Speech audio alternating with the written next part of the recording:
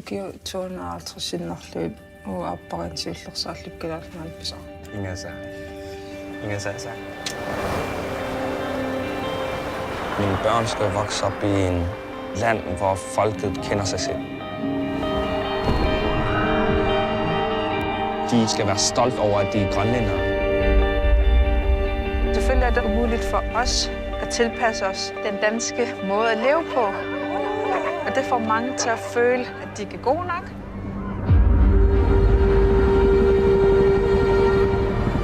De er os, der skal bestemme det i vores land.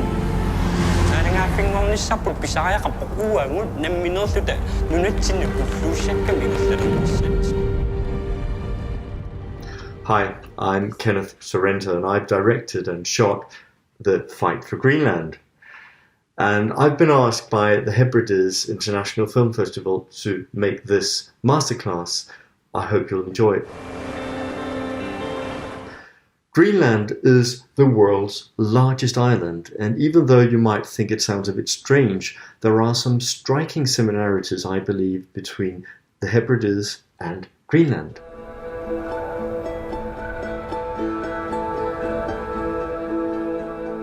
Now, in the Hebrides, as far as I understand, you are about 45,000 inhabitants. In Greenland, they are 56,000 inhabitants, most of them living on the west coast, a few of them on the east coast.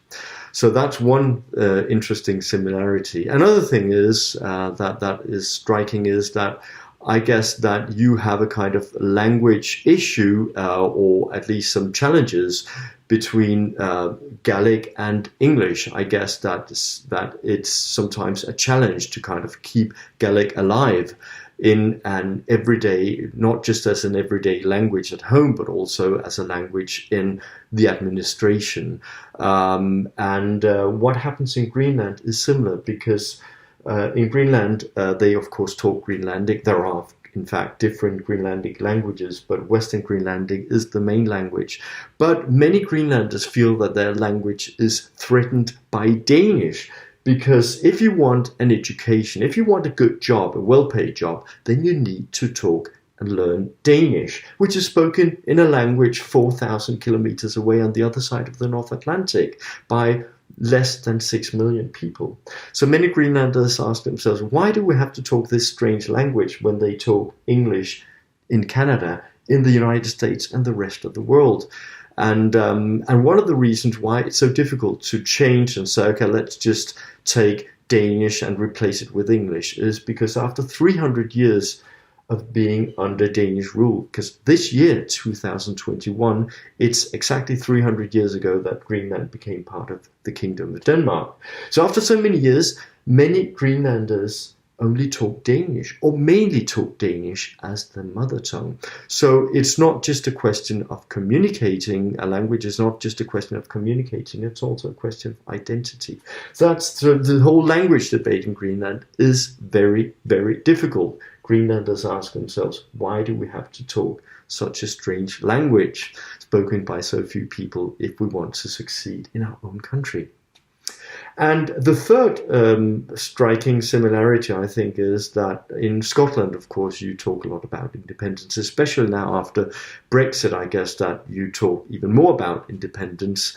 And that is exactly what is happening in Greenland as well. And now, 300 years after having become part of Denmark, the debate is stronger than ever. But the thing is, how do you become independent when you're just 56,000 people living in a remotely situated country with no infrastructure? There are no roads between cities, between towns and villages. And then lately, the large countries surrounding Greenland, the United States, Russia, and other countries are showing a big interest, because the location of Greenland now with the melting ice, sea ice, is very interesting from a strategic point of view. And minerals such as rare earth metals are increasingly important, especially now with the green transition we have to make. So Greenland is now incredibly interesting. And I guess that most of you remember that Donald Trump, former president of the United States, wanted to buy Greenland back in 2019. And that was exactly for those reasons. President Trump wants to buy Greenland. I guess my first reason thought he was joking. He said, can we buy Greenland? Essentially, it's a large real estate deal. A lot of things could be done. Now, I've spent 9 years working on the fight for Greenland. The main reason is that it's been extremely difficult to fund. People were generally asking, why another documentary about Greenland? And I said, I've seen something different. I've seen a new generation. Look at these guys. Aren't they just cool to look at? I mean, they are really different from what the perception that we've been given before when documentaries about Greenland have been shown. So I saw something different, but it was really difficult to convince financiers that this was indeed a different view, a different perspective. So it took 9 years. And the interesting thing was that when we had then edited the film, and then we were approached by one of the largest documentary film festivals in the world, the CPH Documentary Film Festival in Copenhagen, that asked us, would you like to be the opening film? And I was like, oh, that's a once in a lifetime. Of course I wanted to. But then, that was in March 2020, the night before we were leaving for Greenland to show there first, and then we would have the opening night in the Royal Theatre in the middle of Copenhagen. The Prime Minister of Denmark the plan was that she would have to hold the opening speech. That was what the festival wanted. Then the Prime Minister started the lockdown of Denmark, and then there was no opening night, and I was just sitting on the date of the opening night. I was sitting at home with my laptop. And that was the opening night for me. That was quite bitter. But as I said, but the good thing, we got really good reviews. And since the festival then became an online festival, then much more people would watch the film. And it became a huge, huge hit last year. And I'm very proud of that, because when you worked on a project for 9 years, then it's your baby, and it's so important that people can understand the film and they like it, and I got some fantastic good response, especially from Greenlanders in Greenland and in Denmark.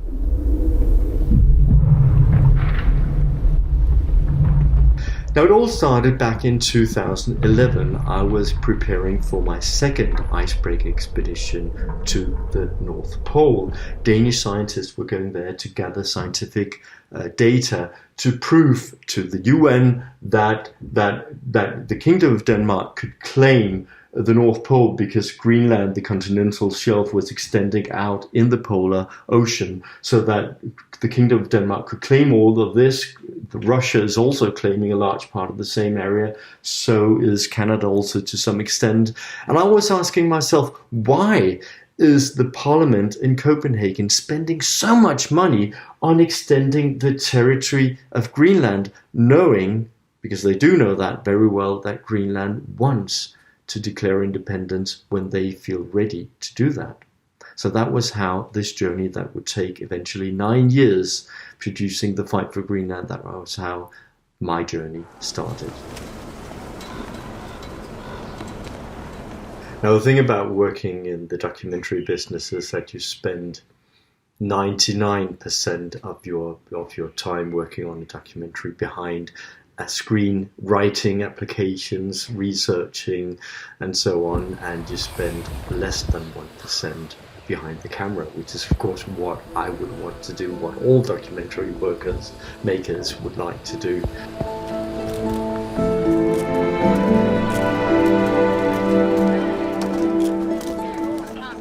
Greenland is an autonomous country within the Kingdom of Denmark. They have their own parliament, they decide most things by themselves, but things like foreign policy, security, and other stuff is decided from Denmark. Greenland is in a process, along with the Faroe Islands, to gain more and more influence on foreign policy. So last time when the Secretary of State from the US visited Copenhagen a few months ago, then the foreign minister of both Greenland and the Faroe Islands from the two countries would also be part of the meeting.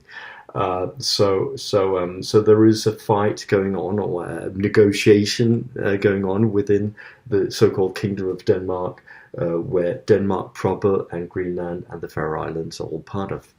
But the thing is that I thought in the beginning that this documentary would be, initially I thought that this documentary would be about how climate change affects Greenland, and that with climate change, the ice is melting. So now it will be possible to kind of start to exploit the oil and gas resources that might be in and around Greenland.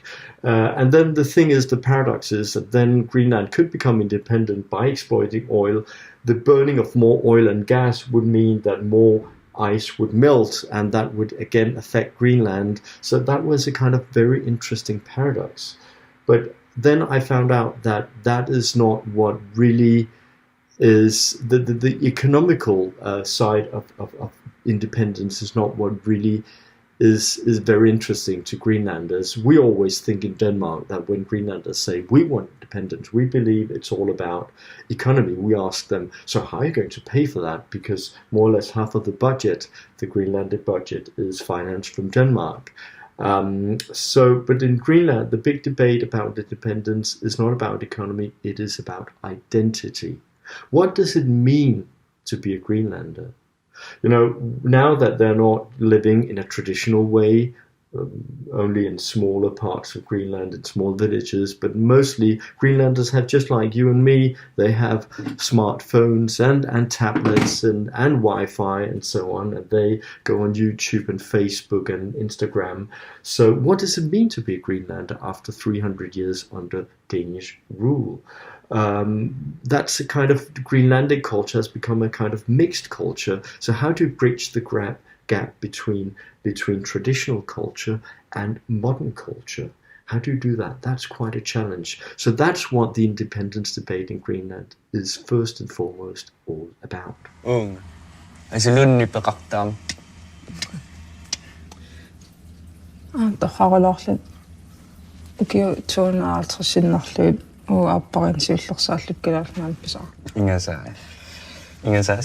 Historisk. I wanted this documentary, The Fight for Greenland, to be a character-driven documentary. I did not want to, make a lot of interviews and then have a voiceover in between with a lot of facts, and that would be the documentary. That can be a very good way of making a film, but we always try to understand Greenland and Greenlanders through facts, but I just realized that if we really want to understand what is happening in Greenland and why Greenlanders really want, because 3/4 of the population really wants independence, why is it so important for Greenlanders? We have to understand that. We have to understand it in an emotional way. We have to get close to these people and not just try to understand it from an intellectual point of view, but also with our hearts, so to say. And the way to do that is not through interviews. That's not the way to get close to people, I believe. The way is to kind of follow these people through, for years, when things are going well, when they're running into trouble, to see how do they, what is it they really want, and how does it affect them? Because that's when we start to identify, that's when we start to connect emotionally with people, when we get to know them. And in that way, it will be much easier, much easier to understand why is independence so important to Greenlanders.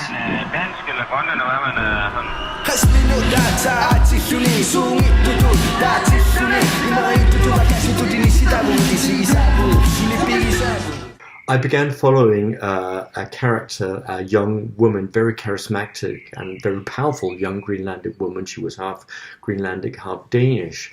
And she then expressed that kind of division that a lot of Greenlanders feel that their country is exposed to, or is going through a division between traditional Greenlandic culture and Danish and Western culture.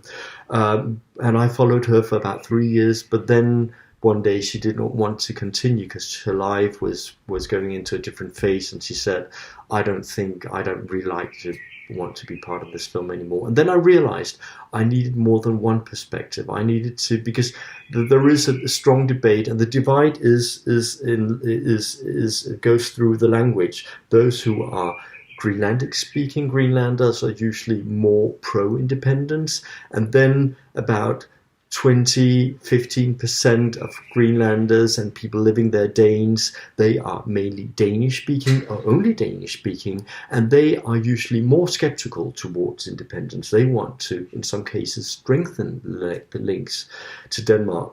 So I thought I need to kind of understand both sides. And I was often asked in Greenland, they said, you can as a Dane not see things from both perspectives, because you are Danish, you will see from a Danish perspective. And I said, yes, I can, because I grew up abroad. I spent almost 8 years living in Spain as a teenager, so I'm a so-called third culture kid. I often feel like an expat in Denmark because there are many things about Danish culture that are strange to me because I grew up abroad. And so I'm used to looking at Danish culture and Danish mentality from a different point of view. And I've been told so many times by Greenlanders that I actually managed to make a documentary where you can't say that I'm siding with one side or the other, where I'm really trying to give you, the viewers, I don't want to make a decision. I don't want to tell you what to think. I want it to be up to you. I just want to show you this is how people feel and think from different parts, from different positions, different perspectives. Then it's up to you to decide what you think. Jeg synes ikke, man skal tale dansk fra talerstolen i Inatsisartut, altså landstinget. Fordi vi er i Grønland. Hvis ikke du kan grønlandsk, så rejse til et andet sted. Der skal være plads til os alle i Grønland. I started looking for new characters, and the thing is that you often, when you work on documentaries, you often believe that it's good enough to find someone who's really good at talking, at saying the right things, at saying interesting things, at being charismatic. But that's not enough if you want to make a character-driven documentary. What you need to find people who are not just talking but also acting, and in a phase of their life where they are not looking back on what they've done but are still kind of looking ahead and saying, I want to do all this. And then you have to find them in that moment where they're about to do all this. That's a challenge, I tell you. But I eventually found these four amazing people who have a great love for their country. They all want to make a better country out of Greenland. They want to make Greenlanders have a better life. But they disagree very much on the road ahead. And these three guys, they want independence, while Tilly, she's against independence. And that's quite, it is about 3/4 of the population who are for pro-independence and about 1/4 who is against independence. So I thought that was a kind of good way of portraying that. So each of these characters kind of represent an important current, an important perspective on what is happening in Greenland these days, these years. For helvede! The stories that are made about Greenlanders, especially from a Danish point of view, are often stories about how Greenlanders are victims, that they are, facing big troubles. They are, fighting with things such as alcoholism, abuse, neglect.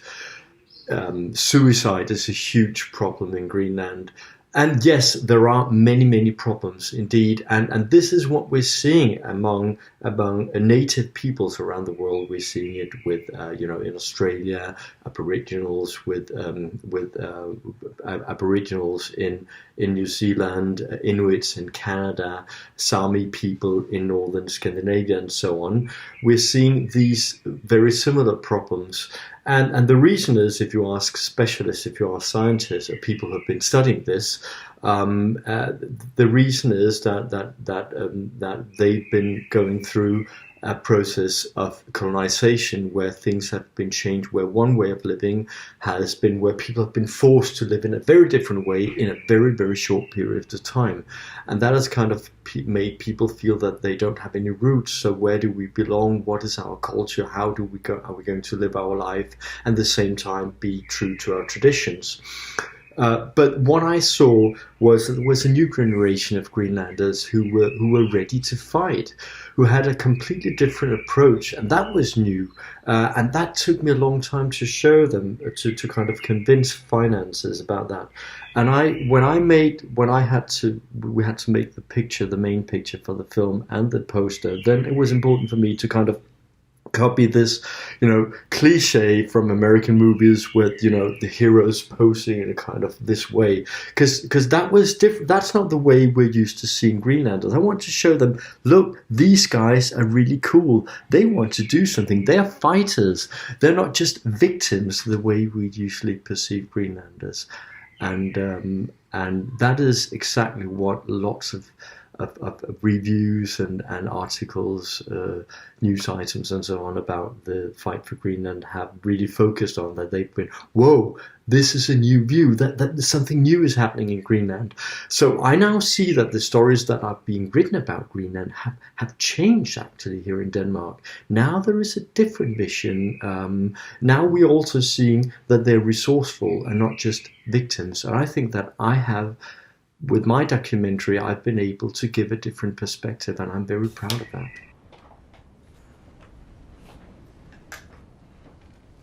Ready? Now we're seeing a very exciting, very interesting movement all around the world these years, where minorities, where people have been marginalized, where native peoples are now saying, look, we want to tell our stories. Why is it always the white male who is telling our stories? We wanted to tell them from our perspectives, and I think that's very important. Now the question is, of course, does that mean that a white guy like me should not be allowed, or should I stop myself from telling stories about, in this case, about Inuits in Greenland?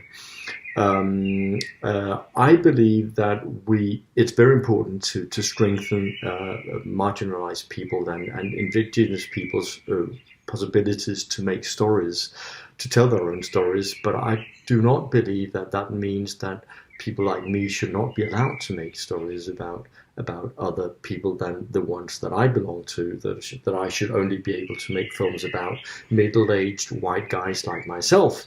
And I think that what is more important is the perspective. I've been working, as I said, 9 years very closely together with Greenlanders. My co-producer is Greenlandic, my co-director is Greenlandic. I've been working very closely together with the characters. This film is their film, it's their stories. I would go along with their fascination with what they wanted to do. It is told through their perspective. And I've been told by the participants, but also by other Greenlanders, that they actually think that I've managed to do that. So it's a difficult debate, but I do believe that it will be too square, too black and white if we say, okay, only white people should do stories about white people about black people, indigenous people about indigenous people. I think that we should be open to different perspectives. And the good thing about coming from outside to Greenland is that, as one producer said in Greenland, she said, the thing is that Greenlanders living here, or Danes living here, would not dare to make the story you did, because they are embedded in this society. You can come from outside and tell the story, because it's very controversial to talk about independence, because it's in Greenland it's all about identity. Who is has the right to call themselves a Greenlander, who has the right to live here.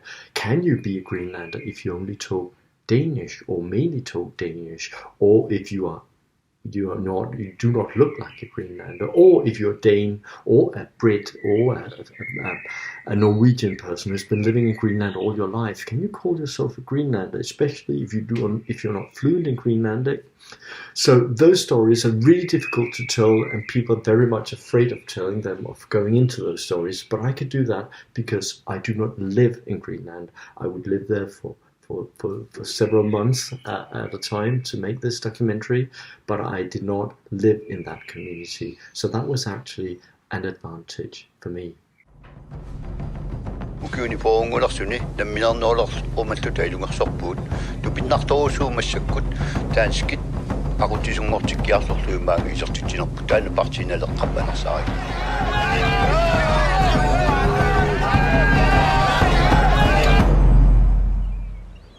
It is a challenge to work in Greenland when you are Danish. The good thing is that I talk a language that everyone, at least in the capital, in Nuuk, everyone talks Danish. My characters talk Danish. So that makes it much easier. But even though we have common cultural references and they know all about Denmark and Danish culture, and I know a lot about Greenland because I've had a strong interest in Greenland for many years. So when they talk about politicians from 20 years ago, I know who they are. I know who the important people in culture, in arts, and in all kind of stuff are in Greenland. So that was something that the Greenlandic people I to work with said that was really something where I earned their respect there. But the thing is that I do, of course, represent a country that has colonized Greenland. And lots of Greenlanders think that Danes are dominating, that they always believe that they know better. That there's a kind of, the Greenlanders use that metaphor themselves. They say it's kind of Mother Denmark, always knows better than we know as their teenage kid. That's actually the image that a lot of Greenlanders use to portray kind of the relationship. And so you have to be very careful, because if I insist and say, couldn't we do that tomorrow at 10 o'clock? And say, no, please don't start, let's see tomorrow, because in Greenland you do not make appointments. In Denmark we will make appointments for the whole week if we have to do recordings, if we have to film. Okay, so on Tuesday we'll do this at this time, and then on Friday. That's how we do in Northern Europe, right? But I guess that in the Hebrides you also have a different approach than in mainland Scotland and maybe in London, where you also kind of more like, let's see how the weather is. And of course, in an agricultural nation like Denmark, you need to plan if you have to be able to get to produce the food you need to survive. But in Greenland, it doesn't make sense to plan to go hunting tomorrow, because it depends on the weather. So tomorrow or now we'll decide if we're going to go hunting. So that's why the tradition of making appointments ahead of time do not work in Greenland. And Greenlanders really get pissed off when you try to kind of force the Danish way on them and say, can't we just make an appointment for tomorrow at 10 o'clock? Call me at 9:30 and let's see if what happens. And then you call them and then they might not answer the phone. You write them a messenger. They might not, because in Greenland you're very much, you are more true to the now, to what happens now. Do I feel like doing this right now? While in the West, in northwestern Europe, we're more like, we plan and okay, we've agreed on doing this, so we'll do this. Even though I might not really feel like doing it, I do it because we've agreed on doing that. There you have a different approach in Greenland, completely different approach. So that in itself was quite a challenge.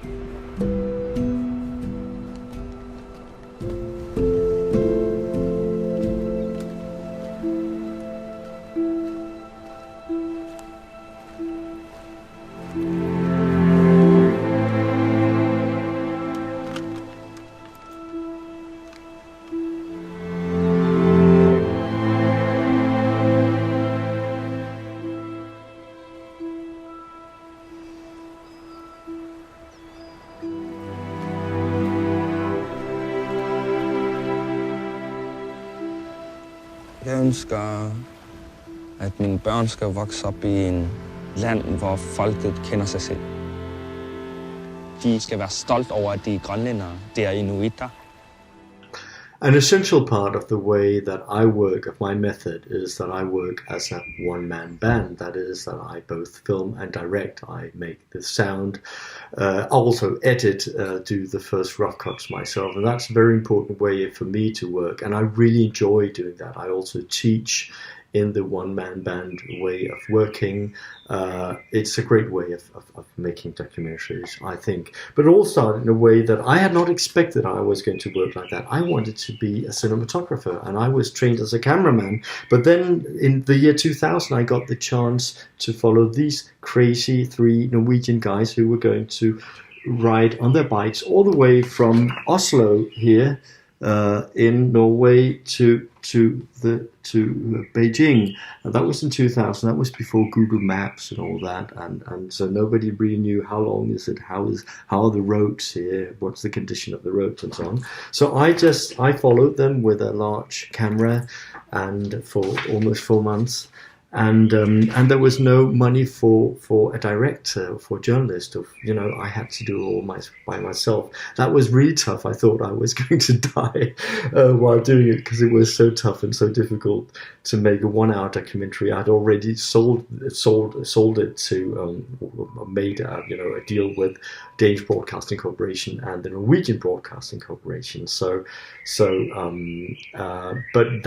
But I found out that I really enjoyed doing it all by myself. But I did not have the formal training. I did not go to film school learning about documentary making. So I've had to learn it all by myself. And that's also one of the reasons it was so difficult to finance the Fight for Greenland, because people said, well, but you do not have the formal, you did not learn to blah, blah, blah. And I said, but I've made all these documentaries. Yeah, but you do not have, you were not trained at the film school and all that.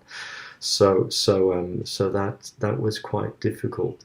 But the good thing about working as a one-man, one-camera is that I think that you can get closer to people, and because you're just one person. And you can also stay, I could stay in Greenland for a longer period of time, because it was only me. My producer would come from time to time, but otherwise it was just me. And then I can integrate the visual style into the whole way I tell a story, because I'm just one person.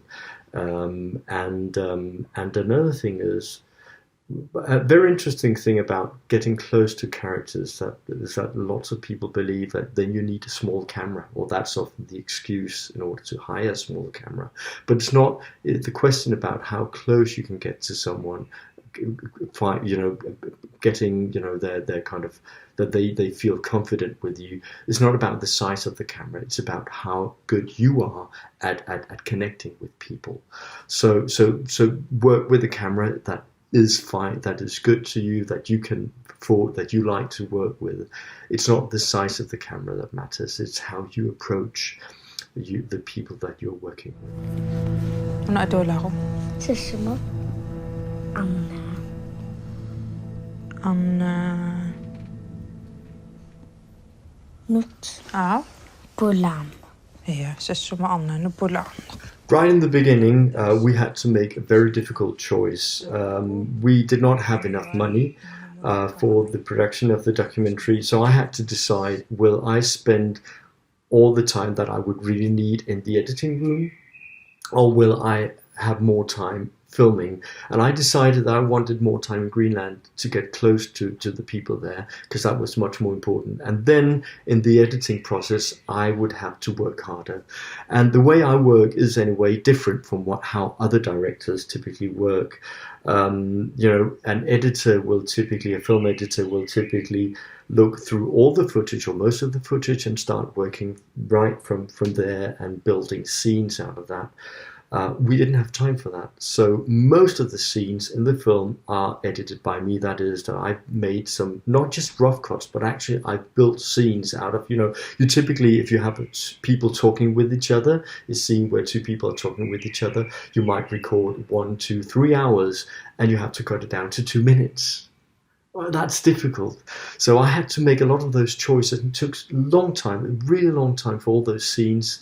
But then we could save time with the editor so that he could focus on more of the details. And he could, of course, go back to the raw footage and see, is there some interesting stuff there? But most of the scenes have been pre-edited by me, and that's why I am the assistant editor in the documentary. And I really like to work that way because I believe it, in order for me to understand the potential of the footage I have, how it works, it's very important for me to edit, to be a co-editor. And we had, for example, scenes where, the people who were watching it, we were inviting into the room for rough cuts, they were saying, we need to take that scene out. And for me, it was important to keep it. So I would just go on making new versions of the scene until we found a way to, now we know why it did not work before. And if we had worked in the more traditional way, I guess that many of these scenes would have been they would have gone down to, they would have been thrown out. So I could not just tell the editor, but I insist, I think this scene should be there. I could actually take the footage, working on it and say, look, this is how I think it should be. So I can strongly, if you're good at editing, then I would say that I would strongly recommend that you might try working that way, at least with some of the scenes, because it makes the talk about the scene, the potential of the scene, and how characters can unfold in the scene, it makes the whole discussion much more concrete than just talking about, I feel this, I think that. You can say, well, this, look how I've made it work. I think it works here. And eventually, my editor would be like, yeah, you're right. And the people watching the rough cut would say, yeah, now it works. And as I said, we didn't have that much editing time, so we needed to work that way. We are following a developing story in Greenland, where global competition appears to be brewing. China has been eyeing the icy territory for years. One of the reasons that it took 9 years to make the Fight for Greenland was that I insisted on including two levels in the story. I wanted to tell the story, first of all, from a micro perspective, from what does it mean to be a Greenlander, why is it so important to become independent, but I also wanted, in the same story, to have the other level, which is the geopolitical level, which is how does Greenland become independent, but first of all, what does it mean to the surrounding nations? Will the United States accept that Greenland becomes independent? What do they think? Because they have one of the most important military bases is located there. That's where they have a radar that will be the first one to spot if any nuclear missiles are sent, are flying towards the United States from Russia, from China, from wherever. They will be flying over the North Pole, because that's the shortest distance, and that's the radar placed here in Greenland, in northern Greenland, will be the first one to spot those missiles. And then Greenland is very close to the United States, so they see Greenland as an important part of their security area. So will they allow Greenland to become independent if that means that they can start exploiting minerals and oil through investments from Chinese companies? We know that Chinese companies are often very strongly linked to the Chinese state. And so the question, and I thought that was fascinating, very interesting, very important, but everyone said you can't do both. You either tell a story about identity, or you tell a story about politics and geopolitical issues. And the last thing, that's more journalism, and the other thing, that's documentary film. But you can't mix the two. And I said, I can, and I think it's important. I think it's fascinating. That link is interesting. But nobody really believed in it for many, many years. But I insisted, and I insisted, and I insisted. And in the end, Danish Film Institute, Danish Broadcasting Corporation, all the other financiers would in the end accept and say, well, yeah, you're right, it works, it is fascinating, you do have to do it from that point of view. And that was why I was so happy when Donald Trump suddenly said that he wanted to buy Greenland, or considered buying Greenland. And yeah, just look at this, isn't that amazing? Because that just showed how important Greenland is for other nations in a geopolitical context. And that's why independence is not just something that is for Greenlanders to decide, even though that is how it should be. But, you know, Greenlanders might want independence, but what do Americans say to that? What does Russia say to that? What does China say to that? It is actually also important because they have such a big influence in that area that it's not just up to the Greenlanders to decide if they want to become independent. Det er ikke nogen smart idé for et land, der har en årlig finanslov på 6,5 milliard, at låne 3,5 milliarder af kineserne. Now, the programmer on the Hebrides International Film Festival asked me to answer the question, why? Why did I want to make this film? And I'm often asked that question. That's really a difficult question to answer because there are so many reasons.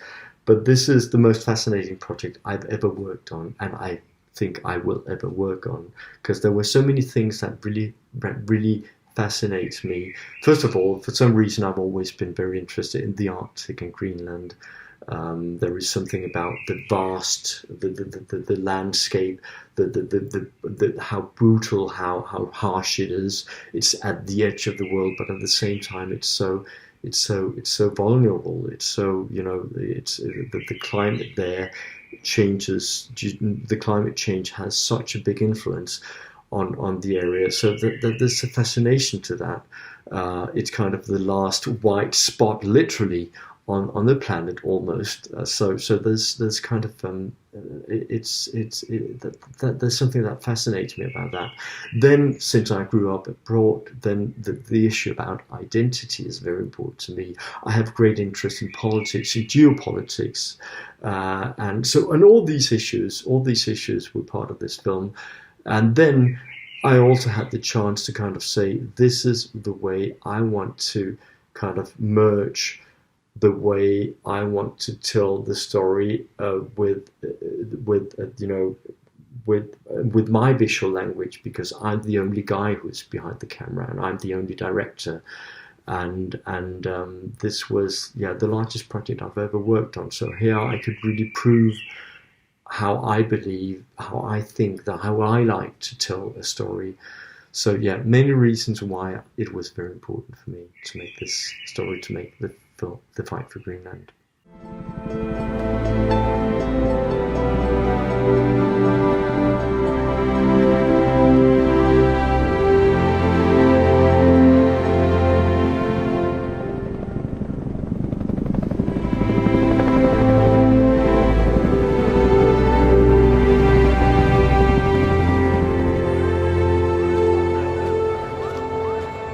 Thank you for watching this masterclass. You haven't fallen asleep, have you? I hope you haven't. I hope you thought that it was interesting. So thank you very much for watching.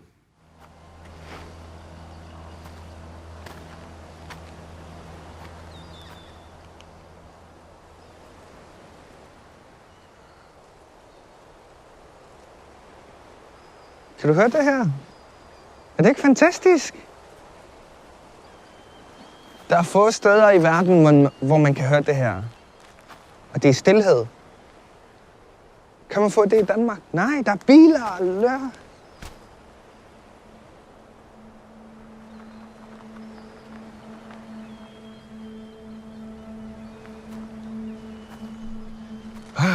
God.